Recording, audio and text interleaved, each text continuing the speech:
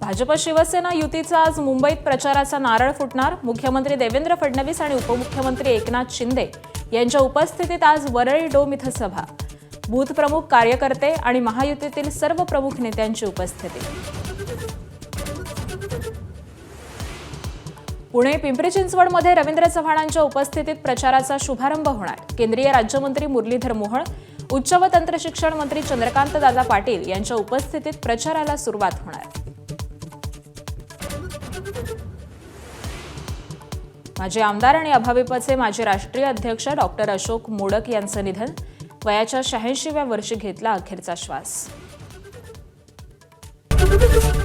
ABP माझा, उघडा डोळे बघा नीट।